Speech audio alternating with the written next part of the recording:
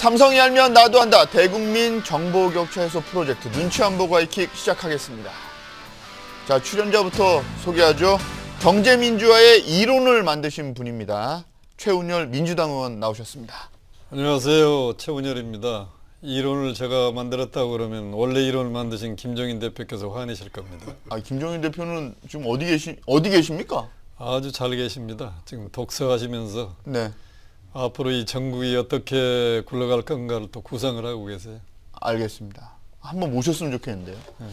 그리고 하이킥의 경제 브레인, 그리고 하이킥의 근육, 머슬최, 현대경제연구원 최양호 고문 나오셨습니다. 과찬해 주셔서 감사합니다. 오늘도 많이 준비해왔습니다. 머슬최가 과찬입니까? 아니 뭐 잘 아는 것도 없는데 그렇게 또 머슬까지 해주시니까 이제 다음번에는 네? 뭐 브레인도 있고 머슬도 있고 그러니까 이제 따뜻한 심장을 한번 보여드릴 때가 꼭 있으리라고 생각합니다. 지난 그 네이버하고 미래에셋 5천억 스와핑 편이 네. 역대급으로 재밌었다. 그렇습니까? 그런데 네. 최양호 고문께서 그때 탈탈 털리셨죠. 탈탈 뭐 털린 거가 아니고요. 김석동 전 위원장을 옹호하시다가 아니 뭐 그리고 미래에셋 박현주 회장의 인사이트 펀드가 뭐 괜찮은 거다 이런 발언을 하셨다가 탈탈 털리셨죠. 아니 뭐 먹을 때도 있고 잃을 때도 있고 그런 건데 또 시작이십니다. 네. 4조 원짜리 펀드가 1조도 안 남고 미래에셋은 한 2,600억 벌고요. 네. 근데 그게 뭐 벌 때도 있고 잃을 때도 있다 이렇게 얘기를 하셨단 말입니다. 네. 그렇죠, 한채 의원? 예, 문제 많으십니다, 우리 최고님. 오늘 고도국 해설위원 한채 의원도 함께 자리합니다. 예, 안녕하십니까, 한치호입니다. 오늘도 좀 힘 좀 내주세요. 예, 오늘 열심히 우리 최양호 고문님을 공격하겠습니다. 네. 자, 대법관 후보 두 분의 인사청문 보고서가 처리됐습니다. 뭐 문재인 경제팀은 이제 임명과 지명이 완료됐고요. 그 김민수 헌법재판소장은 인사청문회 보고서 어떻게 되는 겁니까? 지금 완전히 예, 한초 의원. 정치권에서 관심이 다 없으신 것 같아요. 여기 의원님 나오셨지만 아직 민주당에서도 이걸 어떻게 해야 되겠다는 얘기들이 없는 것 같고 그 야권에서도 뭐 전혀 관심이 없는 상황이 아니고 잊혀진 김희수. 그 오히려 저 지금 저 노동부 장관 후보 네? 노대엽 후보인가요? 그분하고 네? 송영무 그 국방부 장관 후보 그 두 분들은 막 안 된다고 지금 화제 소식이 올라와 있는데 네. 김희수 그 헌법재판소장 후보님은 아예 지금 거론도 안 되고 있는 상황입니다. 또 어차피 국회에 예, 국회 본회의를 열어서 투표를 해야 되거든요. 이분은 그렇기 때문에 이제 뭐 채택되고 안 되고 간에 이제 본회의가 열려야 되는데 지금 본회의를 열 수 있는 여건들이 안 되고 있으니까. 본회의는 지금 스케줄상 11일하고 예, 18일에 열도록 되어 있는데요. 김희수 헌법재판소장 같은 경우에는 일단은 청문회 보고서가 채택이 돼야 되고 그 다음에 이제 국회에 상정을 해서 투표를 해야 되는데 청문 보고서 채택하기 위한 그 자리가 아직도 마련 안 되는데 만약에 절박하게 꼭 이분을 헌재 소장을 시켜야 되겠다 그렇다면 아마 국회의장이 직권 상정을 통해서라도 할 수 있을 텐데 그렇게까지 아마 무리수를 두지는 않을 것 같다는 게 일반적인 평인 것 같습니다. 문재인 경제팀이 이제 완성이 됐습니다. 그리고 김동연 부총리를 비롯한 관료와 교수 출신의 어쩌다 공무원 그리고 일자리 수석 뭐 이렇게 정치인 장관들을 앉혔고요. 근데 이제 중소벤처기업부는 또 제외가 됐어요. 그건 이제 정부조직 개편이 통과돼야. 정부조직법이 개편이 그렇지. 돼야 통과돼야 그거를 임명을 할 수 있는 거군요. 예. 그러면 핵심 관료 출신들 얘기를 좀 해볼까요? 그 김동연 부총리, 최종구 금융위원장 후보, 반장식 일자리 수석, 홍남기 국무조정실장 이렇게 임명이 최근에 됐는데 뭐 아직 후보자들도 있고요. 이분들 특징을 좀 알 수 있을까요? 한초요. 그 김동연 부총리는 우리가 아시다시피 뭐 독수선거 나오셔서 뭐 주경야독으로 성공한 케이스라고 하고 예산통이시잖아요. 전형적인 예산통이고 그 다음에 우리 저 반장식 그 일자리 수석도 예산통이시죠. 기재부 차관까지 하셨고요. 근데 재밌는 게 두 분 다 그 예산통이라는 거고요. 최종구 그 금융위원장 후보는 지금 수출입은행장 하다 오셨는데 금감원 부원장도 하셨어요. 그러니까 금융 쪽에는 좀 일가견이 있다 할 수 있는 부분이고요. 서울보증보험 사장도 하셨었죠. 그 다음에 그 홍남기 국무조정실장은 이제 원래 국무조정실장이 경제관료가 가서 경제 현안들을 조정해주는 자리 때문에 임명돼 있는 상황입니다. 그래서 아마 이분들은 주로 이제 이렇게 얘기하잖아요.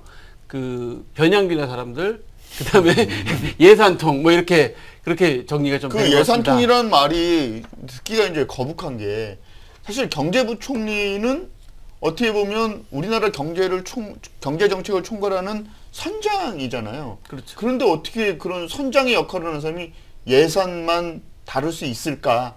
좀 더 거시적으로 이렇게 정책을 구사해야 되는 것 아닌가라는 생각이 듭니다. 과거에 뭐 예측률로. 예산 실장을 했다고 그래서 그분이 뭐 예산만 전문으로 한 건 아닌 것 같고요. 우리 김동연 부총리의 경우에는 총리실의 국무조정실장을 했기 때문에 전반적인 걸 다 한번 이렇게 아우르는 그런 과정은 밟아서요. 전체 조정은 잘 하지 않을까 하는 그런 기대도 해봅니다. 그런데 전체적으로 보면은 예산통들이 너무 많이 포진해 있는 건 사실이어서 좀 걱정되는 부분도 있어요. 지금 이제 예산통 아니신 분이 이제 최정구 금융위원장 한 분이죠. 재무부 출신. 네. 근데 이제 이분 굉장히 매파입니다. 그래서 이 환율 방어를 위해서는 시장에 개입해야 된다는 아주 굉장히 이 매파적인 성격을 갖고 있고요. 그게 무슨 얘기입니까? 그러니까 이제 환율 떨어지는 거를 네. 이제 인위적으로 우리 정부에서 또는 뭐 금융당국에서 시장에 개입을 하면 안 되지 않습니까? 네. 그럼에도 불구하고 해야 된다. 왜냐하면 그걸 우리 수출 경쟁력이라든가 나라의 경쟁력을 위해서 좀 필요하다. 그래서 당시에 이제 MB 때 4명의 매파가 있었습니다. 그때가 이제 강만수, 최준경, 신재현, 최종구. 이 매파들이 그때 이름만 들어도 성격들이 그냥 보통이 넘는 네 사람이네요. 그래서 최씨가 돌이네. 그래서 지금 최종구 금융위원장이 가신 거는 1번 미국 금리에 대해서 적극적으로 대응해라. 메시지는 그다음에 네. 가계 부채에 대해서도 적극적으로 대응하라. 그래서 보시면은 뭐 기재부에는 경제관료 그다음에 이런 어떤 안정적으로 운영이 꼭 필요한 부분에는 관료들이 갔어요. 금융위와 기재. 네.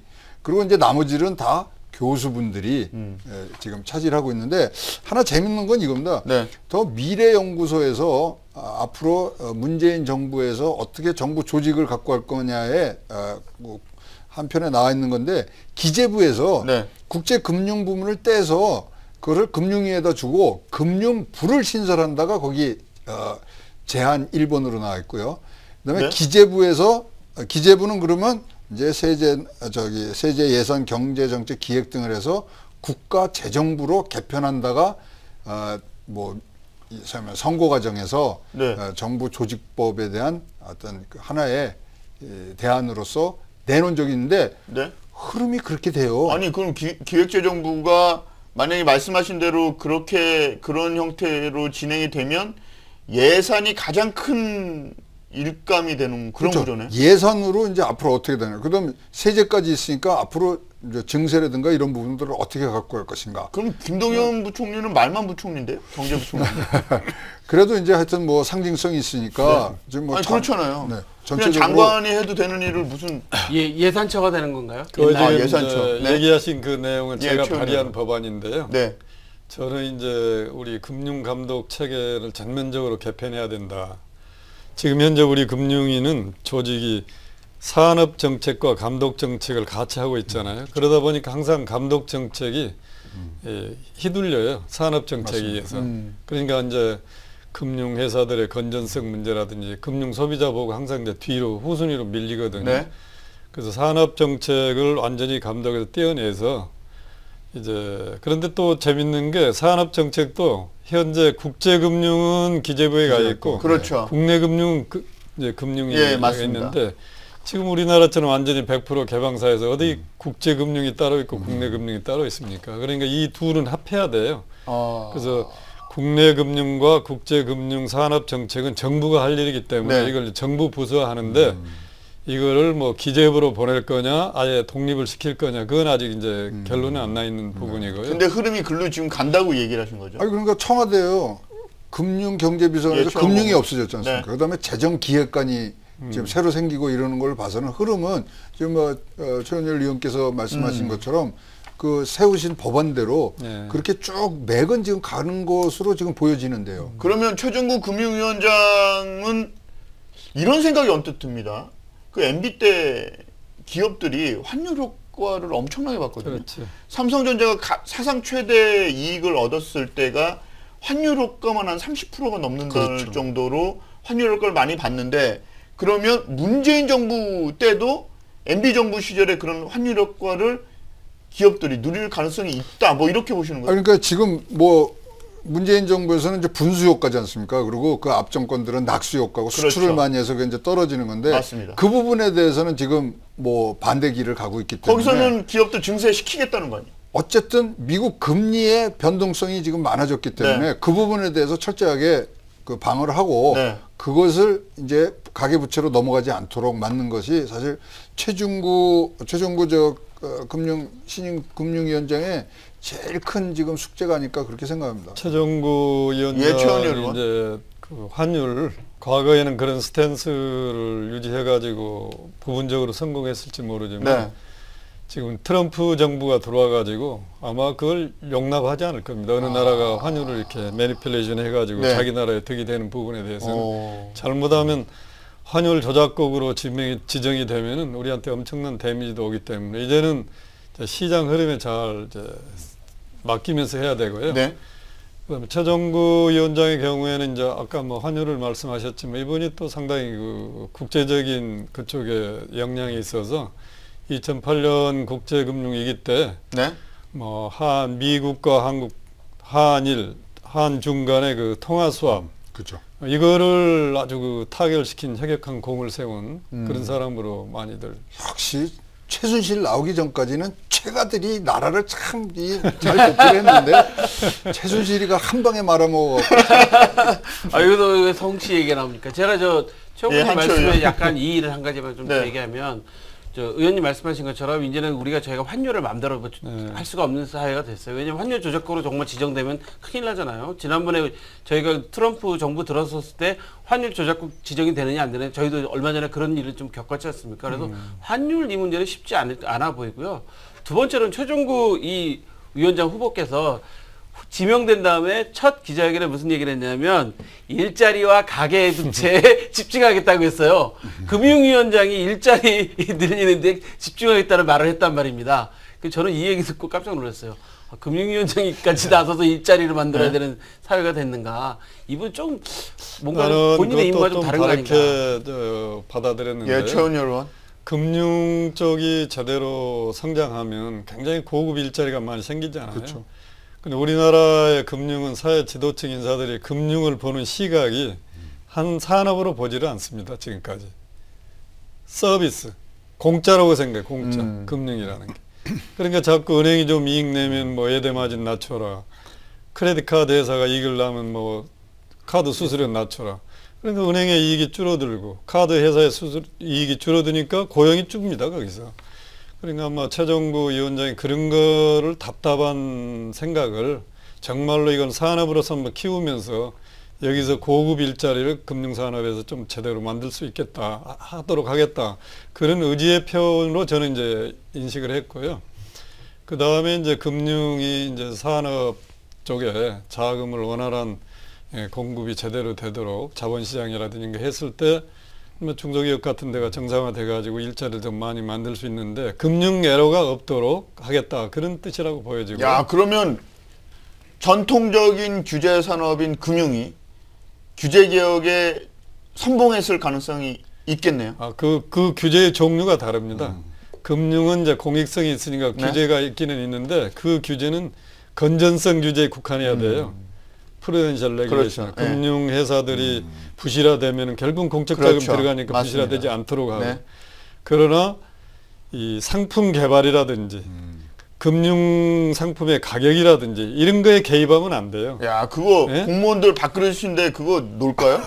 그래서 저는 진짜 이걸 개입하면 금융산업이 되지가 않습니다. 지금 현재 우리 금융이 이렇습니다. 그렇죠. 과거에 한 20년 지금 후퇴해 있어요. 그러니까 앞으로 이 규제 측면에서 보면은 금융회사들의 경영이라든지 상품 개발이라든지 가격 이런 거는 손대면 안 돼요. 네. 그 대신에 회사들이 위험에 빠지지 않도록 어떻게 건전성 감독을 제대로 체계를 잡을 건가 여기에 포커스를 맞추면 되지. 의원님 말씀 예, 한철 공감을 의원. 하는데 네. 의원님 말씀이 맞습니다. 지금 금융 규제 방법이 좀 달라야 되는 거죠. 근데 저는 왜 최종구 이 위원장 후보께서 처음에 일자리를 이야기했을 때 깜짝 놀랐냐 하면 그 의원님처럼 이제 전문가들은 이제 이해하시면서 그렇죠. 아, 금융을 네. 산업으로 이해해서 저걸 좀 발전시켜서 일자리 늘려야 된다는 뜻으로 이제 이해하셨잖아요. 근데 일반 국민들이 들을 때는 아니 금융위원장이 일자리 늘리는 것까지 했단 말이야. 뭐 이렇게 이야기를 그럴 하시는 수가 거죠. 있죠. 이건 상당히 오해가 그 좀 전 있다는 거죠. 정부에서 창조경제 관련한 부서를 각 부처가 다 만들었거든요. 그러니까 없는 부처가 없었어요. 그러니까 지금 그러니까 금융위원회도 그것처럼 일자리 부서 하나 만들어가지고 그 일자리 만들겠다고 그럴 수도 있어요. 저는 사실은 이렇게 했어요. 아니 저 양반 저기 모든 금융기관에 비정규직이 없어야겠다는 얘기인가? 저는 그렇게도 이해를 좀 했었거든요. 이건 청문회 때 내가 꼭 질문 한번 하겠습니다. 네. 이 부분에 대해서. 아 그렇게 국민들이- 되는 겁니까? 네. 국민들이 오해할 수 있거든요. 그렇죠. 의원님 어떻게 늘리겠냐? 네. 이렇게. 왜 그런 얘기를 했느냐? 네. 네. 의원님 꼭 청문회 하실 때 한번 질문 좀 해주세요. 국민들이 오해한다. 오케이. 그렇죠. 저희 하이킥 하이킥도 청문회까지 연결되는 그런 방송입니다. 오늘 좋은 소재를 하나 드립니다. 그나저나 이 그 실세 어공이라고 불리죠. 장하성 정책실장, 김상조 공정거래위원장, 백운규 산업통상자원부 장관 후보자, 조대엽 고용노동부 장관 후보자, 홍장표 청와대 경제수석, 김현철 경제보좌관. 이분들 면면도 좀 살펴주시죠. 한철 의원. 예, 장하성 그 정책실장은 다 아시다시피 이제 우리나라 재벌 개혁의 그 기수시잖아요. 그래서 제가 지난번에도 한번 말씀드렸잖아요. 그 장하성 실장께서는 청와대에 계시고 네. 정부에는 김상조 위원장이 있고 그렇죠. 원펀치, 예, 투펀치 뭐 그다음에 이렇게 되는 거죠. 최이배 의원은 저기 국회에 국회의원께서 있어. 당정청이 된다고 했더니 최이배 의원께서 나는 야당인데 그러셨잖아요. 근데 야당인데 여당처럼 행동해서 본인이 욕을 엄청 먹고 있다고 그런 근데 얘기를 재벌 했죠. 개혁에 가는 거는 뭐 야당이 협조가 있어야 되니까. 그러니까요. 예, 최 저는- 의원이 잘 도와줘야 예, 돼요. 그건 잘 된 거라고 생각하고요.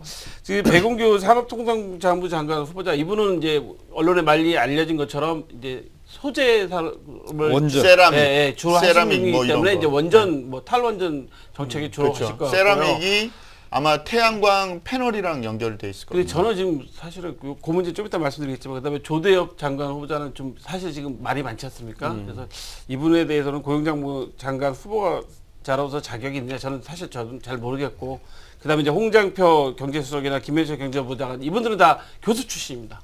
아주 그런 걸 만드신 분들이기 때문에 아마 새로운 좀 패러다임이 되지 않을까 좀 생각해요. 여기서 깜짝 퀴즈 하나 내겠습니다. 아니 왜 진행을 하십니까 최영국 아니, 님? 왜 그냥 아니 제 진행이 밥그릇을 아니라- 뺏으시면 안 아니, 된다니까. 공무원들도 지금 밥그릇을 안 뺏기려고 저 그러는데. 밑에 자막 나가지 않습니까? 저 번호로 이제 전화하시면은 예.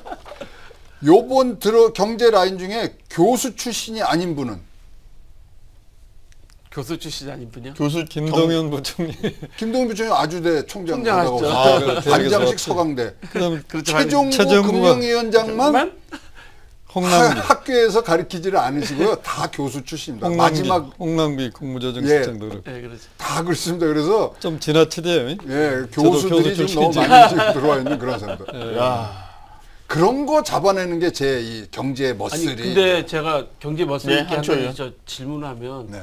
그러면 지금 서로 막 공격하는 분위기입니까? 네, 뭐 정신 바짝 차려야 되는 거예요. 네? 제가 의원님 죄송한데 그러면 학교가 우리나라에 그럼 대학이 문제가 있는 거죠. 관료들이 그만둔 다음에 대학에 가서 잠시 쉬었다 가는 자리가 돼버렸잖아요. 그러게 되면 대학의 본래의 기능을 못하는 거 아닙니까? 대학도 그러면 그런 관료 출신들을 모셔다가 학교에 무슨 초빙 교수니 아니면 대학원장이 이런 거 시키면서 자신들이 얻어올 수 있는 걸 얻으려고 하는 그런 로비의 장이 된 거 아닙니까? 아니 요번 세대가 그런 걸로는 이제 예, 마지막 지난 세대가 거는. 될 것 같아요. 왜냐하면 왜 그렇죠? 우리 경제 하여튼 관료 출신들이 우리나라의 에리트 집단이었거든요. 그리고 그 베이비 부머들이 이제 은퇴하기 직전까지 그런 나라의 발전의 주역이 됐기 때문에 경험들이 많습니다. 그래서 이분들이 뭐 지금 이제 우리 차세대에게 자기의 경험과 그런 뭐 쌓았던 모든 지식들을 넘겨주는 거고요. 그 밑으로 가면요, 사실은 이제 전문가들이 굉장히 많이 올라와 있습니다. 그렇기 때문에 앞으로는 그런 것들이 이렇게 대세는 되지 않을 것 같은데 지금은 그런 부분들이 전수하는 과정에서 조금 많은 또 앞서갔던 집단들이 공무원을 갖고 거기서 또 대학을 가고 아니 그리고 말입니다. 이런 전문가 집단이 장관으로 가고 싶어도 인사청문회 문턱을 넘기가 너무 어려우니까 아니 국회의원들 좀 이렇게 반성하셔야 되는 거 아니에요? 사람을 그냥 탈탈 털어가지고 사람 못 쓰게 만들어 놓고 장관하라 그러니까. 그러니까 저도 이번에 이 청문회 과정을 지켜보면서 이제 이런 식으로 계속 가다 보면은 장관을 할 수 있는 사람은 공무원 출신밖에 없겠다. 공무원들은 국장, 차관보, 차관하면 다 자기 몸조심하고 관리하거든요. 재산 공개하고. 그러니까 털어봐야 별 없는데 그렇죠. 뭐 이 저 군 출신이라든지 대학 교수 출신이라든지 이런 사람들은 특히 대학 교수들은 좀 자유분방하게 살다 보니까 아마 다 그런 게 걸린 것 같아요. 그래서 저는 우리 대통령께서 대선 과정에서 상당히 이상적으로 5가지 기준을 얘기를 했잖아요. 네. 그런데 지난 근대사를 살아온 한국 40대, 50대, 60대에 걸친 분 중에서 그 5가지에 과연 완전히 자유로울 수 있는 사람이 몇이나 될까 생각을 해보면 상당히 그 이상적인 기준입니다. 그러니까 지금이라도 우리 대통령께서 솔직하게 국민들한테 내가 선거 과정에는 이렇게 공약을 했는데 막상 해보니까 이건 도저히 안 되겠습니다. 국민들한테 좀 양해를 구하시고 그래야 이 1기 내각이 끝나고 2기를 구성할 때 이게 말썽이 없어지죠. 이대로 두고 2기 가면 똑같은 현상이 벌어져서 저는 1기 내각이 하면 5년 계속 갈 수도 있겠다. 청문회 때문에. 그래서 그런 일은 없어야 되잖아요. 그래서 내가 지금 그 기준 자체도 뭐 대학도 이제 그 논문 평가하는 게 2006년이거든요. 네. 그 전후를 이렇게 구분을 한다든지 위장 전입이 불법으로 된 전후를 이렇게 좀 구분한다든지 네. 그러나 딱 기준은 한 가지는 분명한 게 있더라고요. 내가 보니까. 예를 들어서 경찰청장의 경우 음주운전 한 사람은 절대 해서는 안 된다. 영이 안 세잖아요. 그렇죠. 예? 법무부 장관 경우 실정법 위반한 사람은 하면 안 된다. 이 특정한 장관에 대해서는 아주 크리티컬한 포인트는 있어요. 그런 거를 제외하고는 조금 아마 그 시대에 맞게 기준을 좀 보완한다든지 이래야 이 청문회가 정상적으로 진행이 되죠. 이런 식으로 가면은요, 정말 어려울 것 같습니다. 저희가 그 최종구 금융위원장과 내부적으로 경합을 했다는 그 김석동 전 네. 위원장 이야기라면서 김석동 위원장이 사실은 뭐 계속 관료 출신으로 본인 관리를 잘 하시다가 지금은 저희가 뭐 방송에서도 얘기했지만 미래에셋 사회이사를 굉장히 오래 했거든요. 미래에서 사회에서 하면 어떻습니까? 근데 이제 그게 문제가 될 가능성 소지가 좀 있었던 거 아닙니까? 최영우 공은? 뭐 그때 이제 최초로 이제 박현주 회장이 네. 이제 허가서를 이제 제출할 때 그렇죠. 과장 시절부터 그래서 오랫동안 인연이 있었던 그런 근데 그때 얼마나 상황이었던 좋은 거죠. 덕담을 해줬어요. 그게 나쁜 얘기가 아니고 그래서 뭐 봐주고 이게 아니라 당신 같은 젊은 사람이 우리나라 이 금융업을 다시 일으켜줄 수 있는 그런 힘이 되라고 덕담을 하면서 또 인커리지 친해진 해준 거죠. 거기서 뭐 돈 받고 해준 건 아니고. 그런데 말입니다. 네. 국회의원들은 인사청문회에서 그 문제 뭐 얼마를 받았느니 뭐 회의비를 얼마를 받았느니 미래에셋에서 어떤 뭐 일이 있다느니 거의 그 미래에셋이 그러니까 박현주 회장이 김석동 위원장의 스폰서인 양 이렇게 몰아가면서 인사청문회가 흐를 가능성이 굉장히 많다는 거죠. 뭐 사실이 아니기 때문에요. 저는 뭐 그런 거가 나오면 제가 다 디펜스 해주려고 그래요. 일본. 그리고 김석동 위원장의 경우에는요. 본인은 절대 안 하려고 그랬습니다. 했던 거 뭐 하려고 또 합니까? 그렇죠. 부총리로나 가면 모르지만. 부총리는 또 예산부총리로 갈 수가 없는 자리였잖아요. 본인이 고사했는데도 불구하고 지금 우리 금융의 현안이 아까 얘기하셨듯이 가계부채하고 기업 구조조정이 이런 부실기업 정리. 이거는 손에 피를 묻히지 않으면 안 됩니다. 그렇죠. 그냥 이론만 가지고 되지가 않아요. 정말 과거의 어떤 경험, 네. 뚝심 이런 거 없으면 이게 헤쳐나갈 수가 없거든요. 그만한 관료를 찾다 보니까 김석동이라는 사람이 이제 타겟이 돼가지고 그러니까요. 정말로 삼고초려해서 결국 겨우 마음을 돌려놨는데 그건 뭐 시민단체에서 반대하시는 시민단체에서 반대, 뭐 민주당도. 우리 특히 우리 정부 여당 네, 당내에서 여당의 반대했어요. 정무위원 국회의원들이 또 반대해서 왜 반대하십니까 하고 물어봤어요. 네. 그랬더니 론스타 관련 것 때문에 반대한다고 그래요. 그래서 론스타 문제 같으면 내가 디펜스를 하겠다 그랬어요. 론스타가 외환은행 인수할 때 또 론스타가 팔고 나갈 때 그 과정을 내가 너무 잘 압니다. 외환은행이 굉장히 어려웠을 때 그렇죠. 그대로 두면 파산돼요. 그렇죠. 그러면 이제 정부는 공적 자금을 10조 내지 20조 집어넣게 되어 있거든요. 네. 국내 금융기관 어느도 인수하려고 하지 않아요. 네. 저도 당시 몇몇 은행장을 만나서 인수 좀 타진도 해보고 했는데 아무도 안 하니까 론스타가 나타났을 때 그 당시에는 우리 입장에서 보면 구세주였습니다. 네. 론스타가. 그런 배경은 다 그냥 잊어버리고 그 다음에 팔고 나갔을 때도 288%인가 수익률을 올렸더라고요. 그러니까 먹튀다. 네. 그래서 제가 어느 투자자가 투자해가지고 이익 나면 팔고 나가지. 그럼 모든 투자자가 다 먹튀예요, 사실은. 먹튀 아닌 투자자가 어디 있어요? 그런데 이제 그 론스타 문제 때문에 변양균 신드롬이라는 게 생겼잖아요. 그래서 변양호. 조금 더 변양호 얘기할게요. 신드롬. 그렇죠. 그래서 제가 그 어느 신문에 칼럼을 썼어요. 네. 론스타가 외환은행 살 때 외환은행을 안 사고 그 당시 현대자동차 주식을 증권거래소 시장에서 샀으면 파는 시점 딱 수익률 계산을 해보니까 350%예요. 외환은행 인수해가지고 상대적으로 이 돈을 적게 번 거예요. 그런데 뭐 인수해가지고 저렇게 뭐 먹튀해서 나갔다 하고 난리를 피우니까 이렇게 되면 우리 100% 개방된 사회에서 우리가 어떻게 물건을 외국에 팔고 외국 직접 투자를 유치하고 할 수 있겠습니까? 생각 자체가 바뀌어야 되는데 아직도 이제 정치권 일부도 그런 생각을 하고 우리 국민들의 많은 머릿속에 론스타면 먹튀 해외 자본을 완전히 배타시해가지고 우리가 살아남을 방법이 없어요. 그래서 그런 문제라면 내가 청문회 때 디펜스 해주겠다고 그러더니 결국 이제 본인이 포기하고 안 와서 좀 아쉽더라고요. 저도 변양호 예, 최영호. 네, 저 회장하고는 같이 공무원 생활 같이 했는데 예. 제가 보기에 제가 공무원 진짜로 베스트 5 중에 변양호, 김석동 다 들어갑니다. 진짜로 나라를 위해서 그다음에 해박한 지식과 네. 추진력을 갖고 있는 두 분인데 진짜 안타깝게 이상한 그런 논리에 맞아요.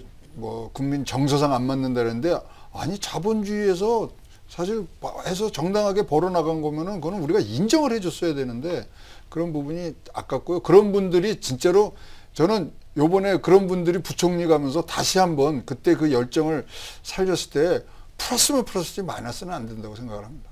저는 여기서 이 말씀을 좀 드리고 싶어요. 한초 의원. 역시 관운이라는 건 참 중요하다. 이게 시기적으로 잘 맞아야지 네, 되지. 맞아요. 내가 아무리 실력이 있다 하더라도 시대와 안 맞으면 관운은 안 풀리는 거구나. 근데 김석동 위원장 경우 위원장 됐다고 자기가 관운이 있다가 안 할 겁니다. 그렇죠. 굉장히 어려운 자리거든요. 그러니까요. 예. 그래서 그런 게 한 가지 있고요. 네. 여기서 이제 의원님 말씀과 이제 최 고문님 말씀을 드리면서 저는 젊은 사람이지만 한마디 좀 말씀드리고 싶은 게 그 론스타도 책임을 좀 일정 부분 있다고 저는 생각해요. 왜냐하면 론스타가 이제 우리나라가 어쨌거나 의원님 말씀하신 것처럼 그 좋은 역할을 좀 해줬다고 하면 그걸 좀 널리 알렸어야 되는데 그 론스타 그 투기자본 감시센터가 누가 그 뭐 고소했던 사람이 돈 받아갖고 그 형사처벌 받은 사람도 있지 않습니까? 그런 것 같죠. 그 사람을 돈으로 무마하려고 했단 말이죠.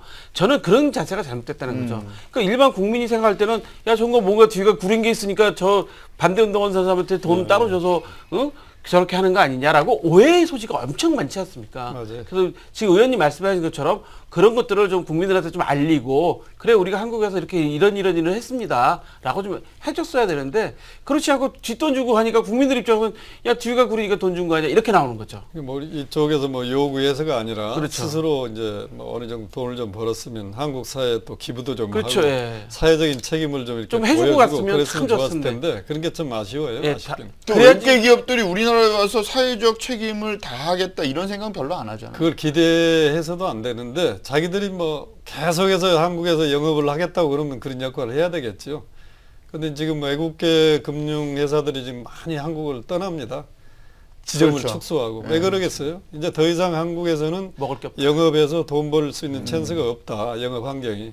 그러니까 우리 입장에서 봤을 때 그 사람들이 한국에서 열심히 일할 수 있는 분위기가 있다는 게 한국에 희망이 있다는 건데 저 사람들이 철수한다는 것은 한국에서 기대할 게 없다는 걸 굉장히 부정적인 거죠. 그런 면에서 보면.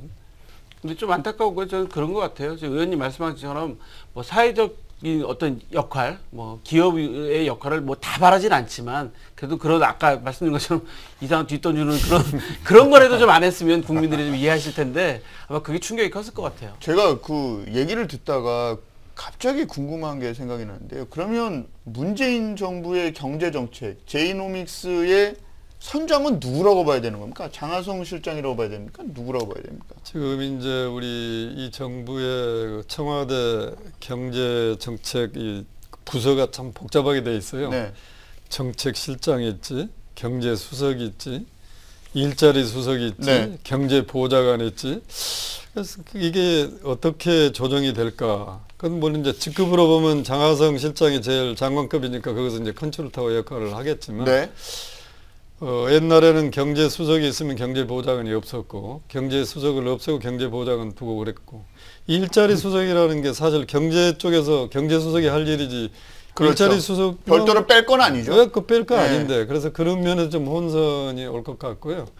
그럼 전체적인 이제 컨트롤 타운 아무래도 경제부총리가 주도적으로 해야 될 텐데 그런 면에서 이제 정통 관료들 장관들하고 학자 출신 청와대 스태프들하고 어떻게 이제 코오디네이션이 잘 이루어질 거냐가 이 정부의 경제 정책의 성공 여부가 달려 있다. 이 의견에 대해서 어떻게 생각하세요? 사실 이제 뭐 김 부총리가 지금 단기 필마로 뛰는 겁니다. 거기서 단기 필마라는 네, 거는 조금 있으면 뭐 용도 폐기될 수도 있다 뭐 이런 소리죠. 뭐 그렇게 너무 빨리 그 과속하지 마시고요. 근데 말씀하신 대로 가운데서 이제 잡아줘야 되거든요. 네. 옛날엔 그걸 경제수석이 잡았습니다. 네. 이 왜냐하면 다 아시면 김학렬, 김재익, 문희갑, 강봉균, 이기호로 이르는 카리스마 같은 그 경제수석들이 네. 다 잡아줬거든요. 근데 그 역할을 지금 김동연 부총리가 해야 되는데 아유 시어머니가 너무 많아요. 김상조 위원장과 장하성 정책실장 사이에 있던 김동연 부총리는 제가 볼 때는 굉장히 초라해 보이던데요. 키가 작아서 그런가? 모르겠어요. 뭐 양쪽에서 뭐 우리 그 문재인 경제팀의 수장은 당신이요 그러면서 양쪽에서 손을 들어주는데 그게 이끌려 올라가는 손처럼 보여가지고. 거기다가 시어머니들이 네? 김진표, 이용석, 그다음에 김광두. 와. 김광두. 예. 네? 그냥 뭐 그래서 뭐 조금 좋게 봐준다면 네. 장하성, 김상조, 여기 뭐 홍장표, 김현철 이런 게 어떻게 보면 상당히 이제 개혁적인 교수 출신들이잖아요. 거기에다가 이제 김동연 부총리라든지 또 김광두 교수 같은 분은 상당히 이제 보수적인 그렇죠. 그런 주장을 한 분들이 있어서 이분들이 한쪽으로만 치우치지 않도록 방향 키를 뭐 제대로 잡는데 역할을 해주지 않을까 그런 기대를 해봅니다. 김광두 교수는 지금 뭐 하고 있습니까? 국민경제자문회 부의장이라고. 아 그래요? 그게 뭐 힘쓰는 자리인가요? 힘쓰는 자리는 아닌데 네. 원래 그게 헌법기관입니다. 아. 대통령이 의장이시고. 네. 근데 지금 아마 역할을 맡기는 건 미국의 NEC라고 있잖아요. 네. NEC 같은 역할을 이제 여기 이제 부여를 하시려는 것 같아요, 대통령께서. 역대 대통령 그러면 중에서는 그런 국정에 대한 자문을 해주는 자문이죠, 그런 역할을. 대통령장. 예. 그러니까 과거 대통령들 보면은 적극적으로 활용한 대통령은 국민경제 자문회의 기능이 제대로 있고 네.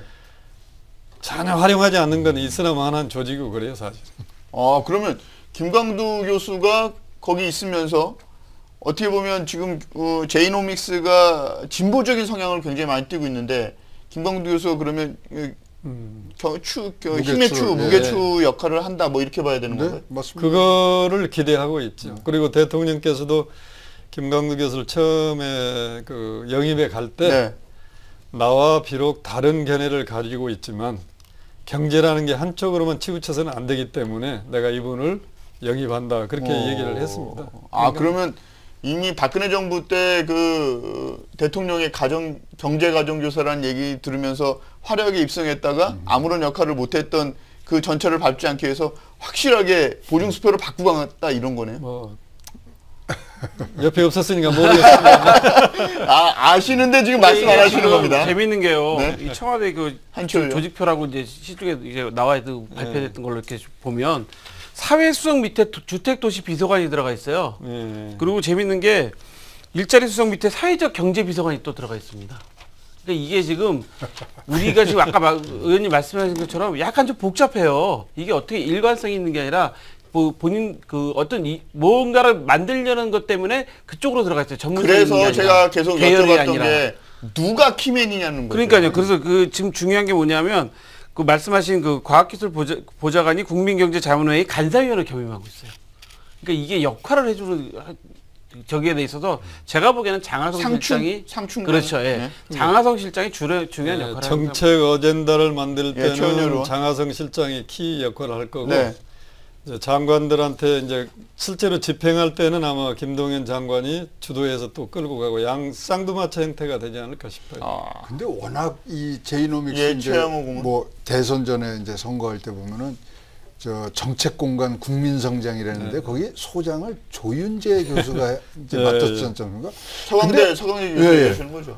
언제부터 이렇게 잘 안 보이세요? 아, 근데 그러네요. 저희가 그때 막 그 나와서 같이 두 분이서 손잡고 그 저 출범 10월 6일인가요? 출범식 할 때는 아 저분은 경제부총리다 이렇게 그렇죠. 했는데 최근에는 이제 잘 안 보이시는데 무슨 연유가 있는 건가요? 누구한테 물어보시는 겁니까 지금? 의원님한테. 최은현은 어떻게? 의원님이 저기 서강.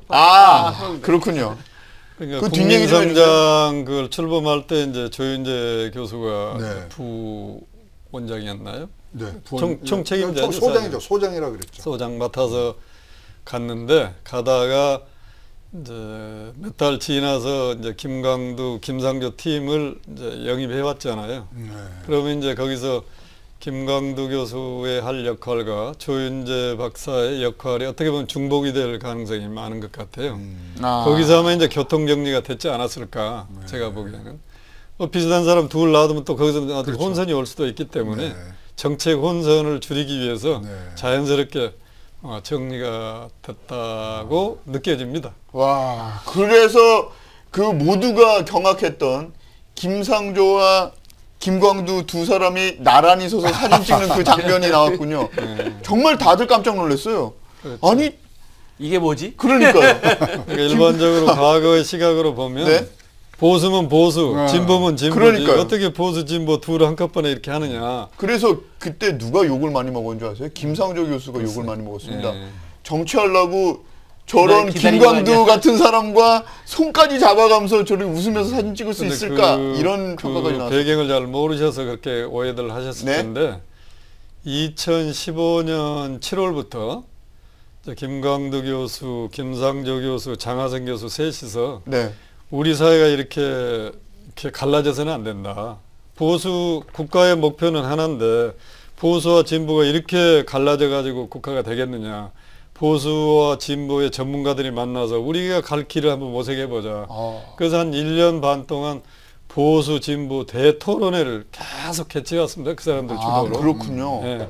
그거를 눈여겨본 문재인 당시 후보가 그분이 보기에도 그분이 그 뒤로 계속 한 얘기가 개혁적 보수와 합리적 진보가 같이 가야 된다. 그게 거기서 이제 아이디어를 얻은 겁니다.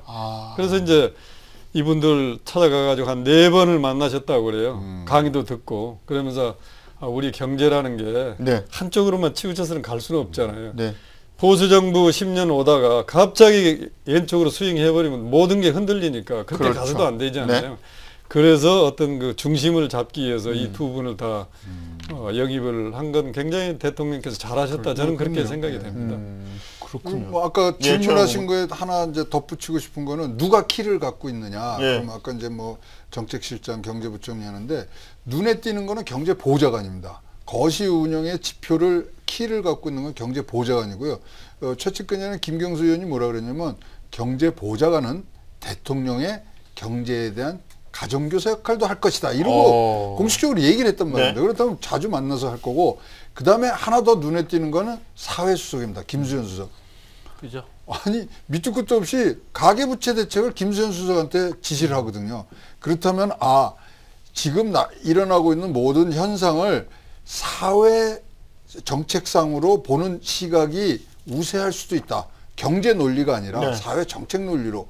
그러니까 비정규직을 정규직으로 전환하는 부분이 그럼 경제학적으로 막 따져야 됩니다. 뭐 이게 돈이 얼마 되고 뭐 일자리가 없어지고 그거보다는 그냥 정규직으로 되는 부분. 그래서 일단 그분들이 다 같이 나눠 먹어야 해.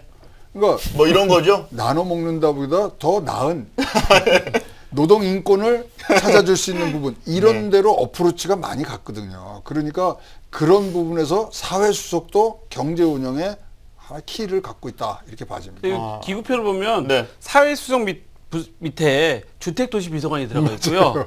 기후환경비서관이 들어가 있어요. 그러니까 이게 지금 아까 탈원전 얘기하신 거 맞고 우리 미세먼지 얘기하는 거 들어가 있고 그다음에 주거도 복지다. 그러네. 그래서 원래 김수현 수석이 그쪽 전문가예요. 예, 그러니까요. 노무현 정부 때도 종부세 같은 거 도입할 때 이분이 주도했던 예, 그러니까요. 예, 그래서 지금 그런 역할을 따로따로 하고 있는 것 같아요. 그렇군요. 이렇게 되면 일단 기본적으로 좀 결이 좀 나오긴 하는 것 같은데 문제는 이런 식으로 경제보다 사회적인 그리고 모두가 다 같이 잘 사는 사회를 만들어 보자. 어떻게 보면 진보적인 생각이잖아요. 이런 걸 하려고 그러면 증세를 해야 되는데 증세가 될까요? 뭐 앞 정권에서도 증세 없는 복지를 뭐 주장했지만은 예, 결국 최영호. 복지 없는 증세가 돼버렸지 않습니까? 그렇죠. 근데 진짜로 아, 지금 복지 없는 증세 그렇죠. 네. 그것 때문에 한미 FTA 때 뭐 담배세 너무 많이 인상해주고 담배, 예, 대표적인 그러니까요. 그게 불공정 무역의 사례라고 아유, 또 그럼요. 꼭 집어서 이야기를 해서 근데 지금 많은 문제가 것들을 지금까지의 이제 저보고 평가를 하라면 네. 제이노믹스는 나눠주고 또 나눠주고.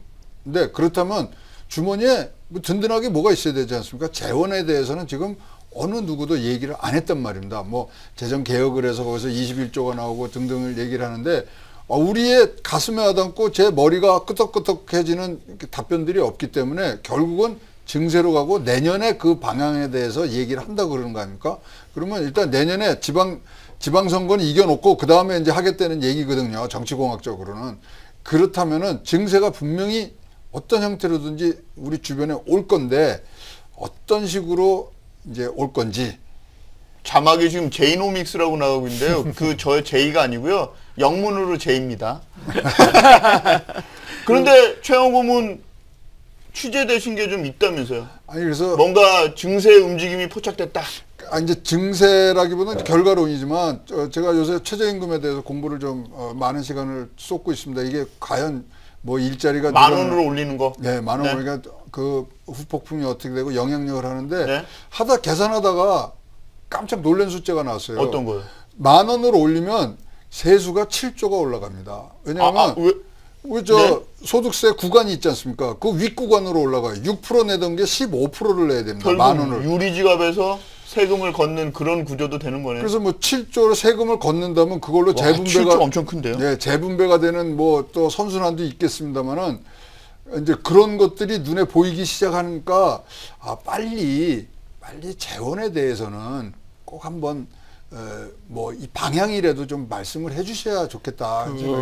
아직 공식적으로 예, 최원희 발표를 안 해서 그런데 어제 이제 저희들도 처음으로 그 국가기획자문위원회에서 한 50일 동안 가는 방향 정책 어젠다를 다 이제 정리해가지고 우리하고 토론을 했어요. 네. 어제 처음으로 대통령한테 아직 보고가 안 됐기 때문에 비공개로 했는데 네. 대통령한테 이제 저기 G20 정상이 갔다 오시면 보고가 될 거고 그 다음에는 이제 국민한테 다 공개가 될 겁니다.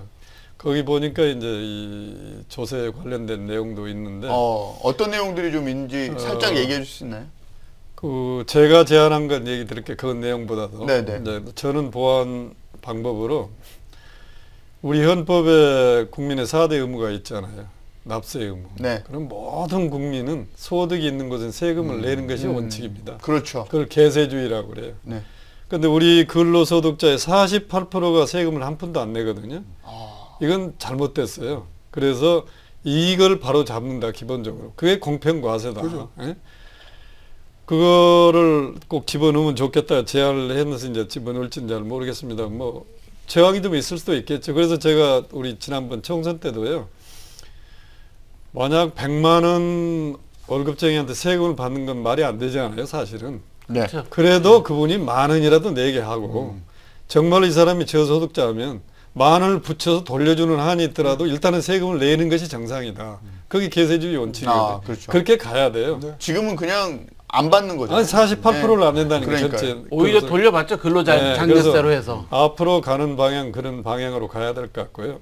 그 다음에 이제 법인세 관련된 건 여러 가지 논란이 좀 많지만 정말로 우리 경제를 활성화시키는 방법이 뭐냐의 차원에서 우리가 논의를 하면 해법은 나올 것 같아요.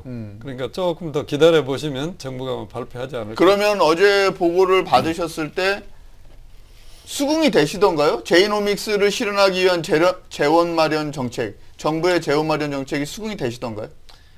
그러니까 이제 아주 디테일한 건 뭐 잘 눈에 잘 안 들어오던가요? 들어서 제가 이제 그런 제안을 좀 한 거고요. 예. 그다음에 그러시겠죠, 물론. 예, 그다음에- 그래도 전체적인 틀 안에서 예. 이 정도면 되겠다 이렇게 느껴지시던가요? 저는요. 네. 제가 선거 공약 할 때 증세보다도 더 중요한 건 재정 집행을 효율화하면 더 이상 증세 안 하고도 충분히 가능하다. 저는 그런 데이터가 있어요. 새는 돈을 막으면 된다. 그래서 제가 예산에 20%를 삭감할 걸 공약으로 내걸자고 그랬어요. 근데 반영은 안 됐지만. 네. 그래도 아마 우리나라 지금같이 돌아가는 데 지장이 가능하죠. 없을 겁니다. 나라 돈은 공짜라는 인식이 강하잖아요. 네, 복지비 그냥 세는 문제, R&D 19조인데 거기도 뭐 반 이상 세요. 나눠 먹어요, 대학 교수들이. 그렇죠. 국방 그쪽에 얼마나 그 방산 비리 많습니까? 네. 이런 것만 제대로 탁 잡아도 뭐 증세 논의 안 하고도 우리가 할 수 있는 목표 충분히 다 달성할 수 있어요. 토론회 때 일단 중요한 건 뭐냐면 최은열 의원께서 우리나라에서 가장 그 경제 쪽의 석학이라고 하는 최은열 의원께서 문재인 정부의 그 재원 마련 정책을 보고 전체적인 그림이 잘 눈에 들어오지 않았다고 말씀하신 게 굉장히 중요한 문제예요. 근데 이게 중요한 게 또 한 가지 있는 네? 게 제가 그렇죠. 이제 그때 토론회 때 말씀하셨던 것 중에 하나 제가 발표된 게 있어서 말씀드립니다. 오늘 저기 언론 보도를 보시면 아시겠지만 김진표 그 회장이 무슨 얘기 하셨냐면 그 경유세는 단계적으로 인상해야 된다 이 말씀하셨어요. 그 아마 그 얘기 나왔을 것 같아요. 뭐 경유세는 포기했다가 예, 포기했다고 했는데 네. 경유세는 단계적으로 인상해야 된다고 말씀을 하셨어요. 그래서 지금 경제부처들이 전부 다 당황하고 있답니다. 그러니까 분명히 회의 때 그 말씀은 나오신 것 같아요. 그래서 증세는 됩니다. 근데 증세가 그런 식으로 부자 증세가 아니고 모두에게 다 걷는 지금 10,000원으로 최저임금 올려서 그 걷는 것도 그렇게 되면 모두가 다 걷는 네. 그런 형태란 말이죠. 근데요, 지금 차라리 그럴 거면 부가가치세 인상을 시키죠. 그건 뭐 아주 대단히 찬성이죠. 장기적으로 가는 방향은 그 네. 방향으로 가야 돼요. 근데 홍장표 신임 경제수석이 평소에 얘기했던 게 두 개입니다. 법인세 원대복귀 시켜라. 최고율로. 네. 그다음에 대기업에 대한 25%? 네. 비과세 혜택을 이제 감소해야 된다. 이거 아주 굉장히 강력하게 주장하신 분이거든요. 그러니까 이런 것들이 분명히 담길 것 같고요. 아까 말씀드린 재정 운영의 그런 효율성 갖고도 충분히 돌아갑니다. 지금 수도관이 세고 있는데 옆에서 펌프만 마력 센 거 갖다 놓아봐야 다 세거든요. 근데 지난 정부에서도 그 재정 현실화를 시행을 했었는데 잘 안 됐잖아요. 그러니까 결국에는 담배세 인상한 거 아닙니까? 그게 뭐 그렇게 되면 관료사에 엄청난 저항이 있겠죠. 그러나 그거는 이제 대통령께서 의지를 갖고 풀어가셔야 되겠죠. 저는 의원님 의견에 대단히 찬성하는 이유가 뭐냐면 진짜 세는 한철 것만 의원. 막아도 엄청나지 않습니까? 우리가 항상 보면 11월 달쯤 되면 갑자기 보도블로그 다시 깔아요. 멀쩡한 보도블로그. 요즘은 욕 안 먹으려고 9월에 깝니다. 그러니까 이게 이런 일도 그다음에 의원님도 학교에 계셨지만 R&D 비용도 많이 듭니다. 가끔 교수님들 뭐 수사 받고 뭐 이런 것도 많이 나오잖아요. 지금 말씀하신 것처럼 방산비리 때문에 뭐 또 거기서 새는 부분도 많이 있고요. 사실 그런 돈들만 제대로만 막아도 증세 그렇게 많이 하지 않더라도 가능할 거라고 보여요. 우리 정말 국민들이 정말 너무 새는 돈 때문에 아까워하고 있습니다. 진짜 그 실상을 하나 국민들 앞에 공개하면서 밀고 가면요 될 겁니다. 네. 저는 그렇게 해야 된다고 생각해요. 이제는. 근데 지금 보신 재원 마련 계획서는 그렇게 안 하고 있다는 경유세 인상은 단계적으로 해야 된다고 김진표 위원장이 말씀하셨어요. 그러니까요. 지금 예, 최영 고문. 교수분들 뭐 이런 분들이 지금 많이 지금 자리를 했단 말입니다. 지금 그렇죠. 경제라인에 보면 그러면 결론적으로 한마디로 그럼 이거를 정리해보라 그러면 과거 9년간의 보수 정권과의 차별화하겠다는 거거든요. 개혁을 하겠다는 그런 의지를 지금 담으신 거네. 개혁은 뭐를 새로운 걸 갖고 온 것보다 지금 자기가 잘못한 것을 먼저 고쳐야 되는 거거든요. 그런 차원에서 지금 그런 세금 세는데 이런 것부터 잡으면요. 뭐 진짜 다 우리 박수 받겠죠. 우리 물개 박수 치는 거죠. 그렇죠. 근데 중요한데 이 두 분 있잖아요. 홍장표 수석이나 지금 김현철 경제부장관 이분 두 분은 다 성장론에 바탕을 두고 지금 국민이 성장하면 그게 소득이 재분배돼서 어차피 경제가 선순환된다 이런 논리를 갖고 계시는 기존의 분이거든요. 성장론하고 이제 약간 차이는 그렇죠, 뭐냐면 예. 과거에는 어떤 기업이 투자를 하게 해서 그렇죠. 예. 고용이 창출되고 그렇죠. 그 효과가 이제 국민들한테 돌아간다는데 지금은 이제 그게 거의 끊겼잖아요. 그렇죠, 예. 그래서 소득 주도 성장론을 이제 주장하신 분들이거든요. 그렇죠. 그럼 왜 우리 기업이 지금 투자를 하지 않느냐? 우리 회사 제품에 대한 사갈 사람이 없어요. 돈이 없으니까. 응? 그러니까 내수라는 게 확대가 안 됩니다. 그래서 어떻게 하든지 좋은 일자리를 만들어주고 150만 원 받는 비정규직 한 700만 명 되는 이 사람들로 하여금 한 300만 원, 400만 원 받도록 해야 거기서 이제 소비가 일어나면 기업이 투자를 하게 돼 있어요. 네. 기업은. 그러면 다시 일자리가 생기고 이런 선순환 구조를 만들겠다고 한 게 지금 홍장표 청와대 수석이나 김현철 알겠습니다. 부장관 그 생각인 것 그렇죠. 같아요. 예. 50분 또 어떻게 간지 모르겠습니다. 저희 준비한 내용 여기까지입니다. 감사합니다.